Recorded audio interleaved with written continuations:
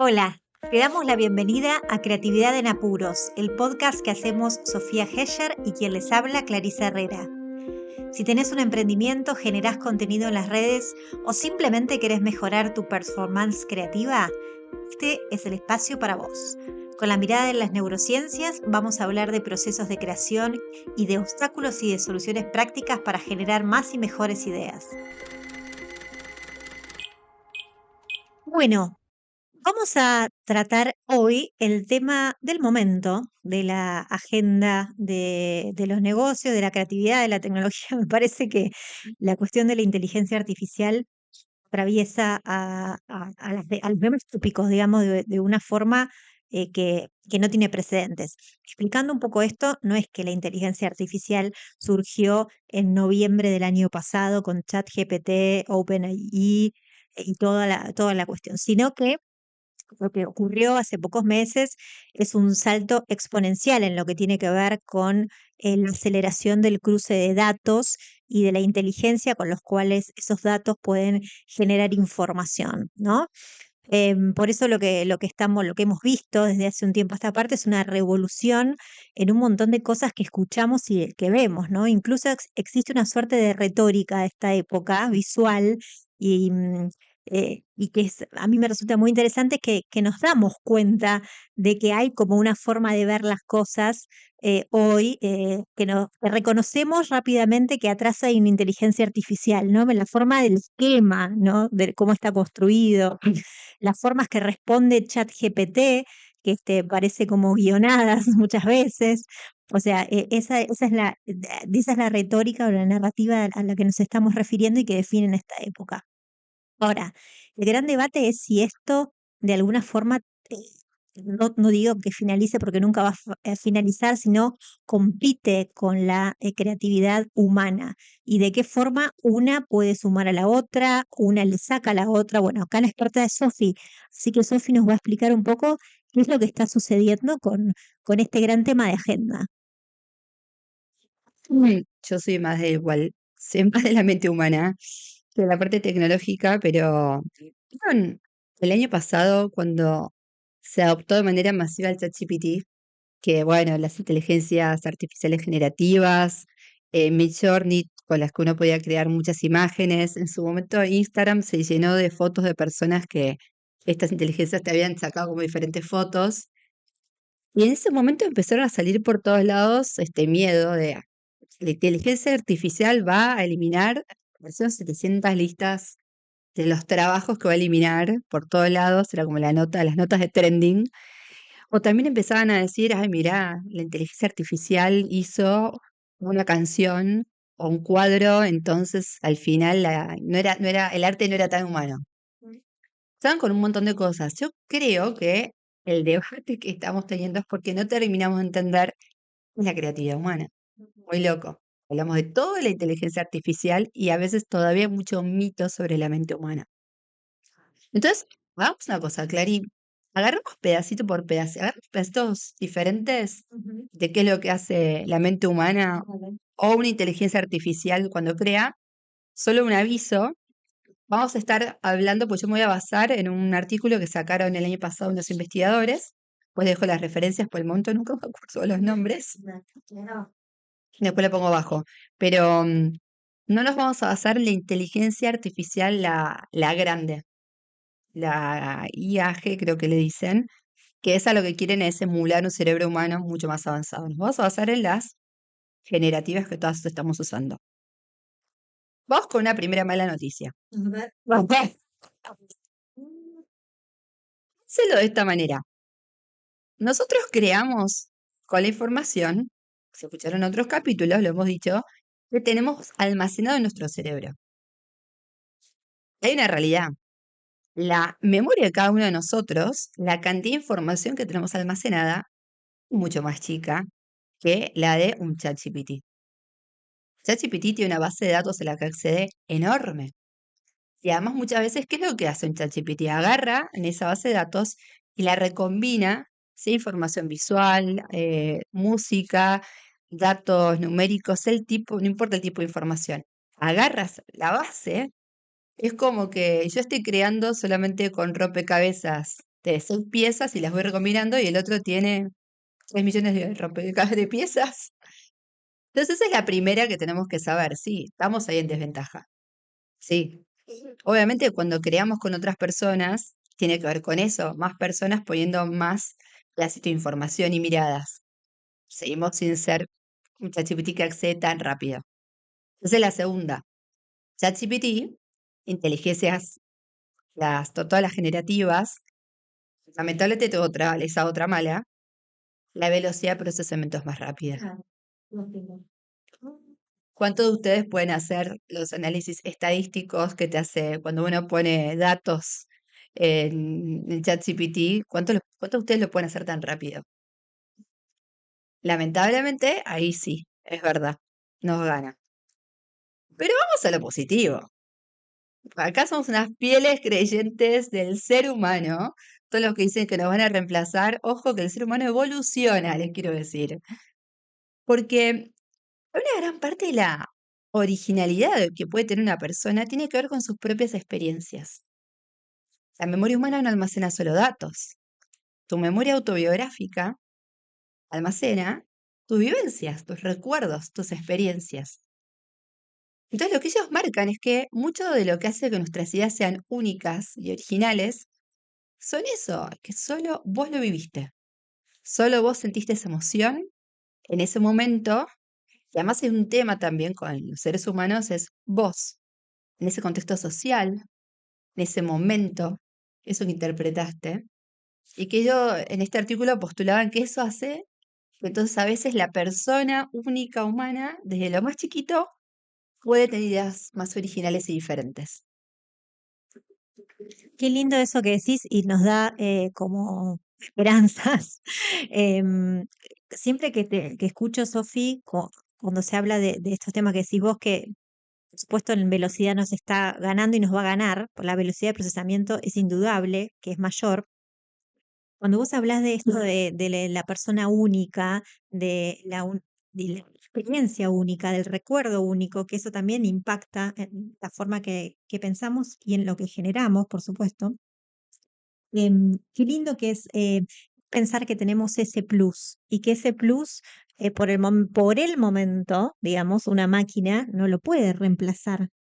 Em, no puede ser esa huella digital, como nuestra huella digital única, ¿no es cierto? Recordemos que ChatGPT, como todas las inteligencias generativas, se manejan a partir de una base de datos, de millones de bases de datos, pero esas millones de bases de datos tienen un final en un punto, ¿no? Y lo que vos estás diciendo es que hay una especie de milagro y hay un concepto en ciencias sociales que es el del aura, ¿no? De las cosas o de las personas que los hace únicos y que me parece súper interesante. Em, en algún momento de cuando sigas explicando, porque no sé si que te quedaba algo más por decir respecto a esto, pero digo, cuando uno habla de que las personas estamos sesgadas, por supuesto que estamos sesgadas por nuestras creencias, por nuestra crianza, nuestra educación. No vayamos a creer que las bases de datos no están sesgadas, sino que la creatividad que sale de ahí también tiene un sesgo súper importante porque son personas de última las que están codificando esas bases de datos y convirtiéndolas de alguna manera en el output que después sale. Entonces, ojo con pensar que no hay, porque hay sesgos de raza, de género y de todo tipo. Y acá hay dos cosas que eso también vamos a ir a otro punto donde tenemos diferencias, que tiene que ver con, obviamente nosotros sabemos que la inteligencia artificial, los LLMs, los largos modelos conversacionales, como el ChatGPT, lo que también es aprenden mucho a través de las interacciones con las personas, las respuestas, los datos que la persona va cargando. Pero ahora, por ejemplo, hay bastante tema de las empresas de por favor no carguen nada que tenga el nombre de la empresa, porque de repente el ChatGPT le preguntas algo a la empresa y lo cargó. Pero sí hay algo que vos estás diciendo que es el input, la información, la dan las personas. Hay bases grandes de datos, a veces estructuradas, a veces convencionales, pero sí. Pero también, además de que está ese tema de dónde saca la información es el tipo de información. Tiene información digitalizada. El cerebro humano no aprende solamente información de datos así, dato histórico, número, dato así escrito tácito le decimos. Tiene la capacidad de lo que es el aprendizaje implícito, que también tiene que ver con la cognición social. Palabras técnicas, ya lo sé, pero nosotros como seres humanos aprendemos muchas cosas sin darnos cuenta. Desde chiquitos aprendemos por observación. Hay mucho que aprendemos cómo nos tenemos que comportar, cuáles son los mandatos, las creencias de nuestra cultura sobre desde de qué manera, cuál es el ritual en que se come en mi casa, los tipos de comidas de mi cultura, cómo debería saludar a una persona. Y eso uno no lo aprende porque se sentó y lo estudió. No es información por ahí tan concreta, es información social. El entrar en la reunión y darme cuenta automáticamente del clima emocional de la gente, con la empatía, el darme cuenta si algo da o no da, eso es información que todavía una inteligencia artificial no la tiene. Si la tiene, si alguien le puso, los argentinos les gusta más el asado y toman mate y comen, pero no tiene todavía la cognición social nuestra para darnos cuenta de todo eso. Entonces también hay otro punto. No tiene información. No tiene acceso a todo ese tipo de información que les estoy contando, la implícita y de la cognición social. No sé qué va a pasar en el futuro con eso. Por eso abro esta ventana de decir, hasta ahora no puede ser, porque si a lo mejor nos preguntábamos un tiempo atrás, y como Sofi estaba explicando recién, hay una suerte de aprendizaje de todas estas inteligencias, por ejemplo, del chat GPT, de cómo responder de una manera humana. O sea, hay un formato en el que ya responde de una forma conversacional. ¿Qué pasa con el chat GPT? Te hace sentir cercano, ¿no? Y eso a lo mejor una búsqueda en Google no arroja esa sensación.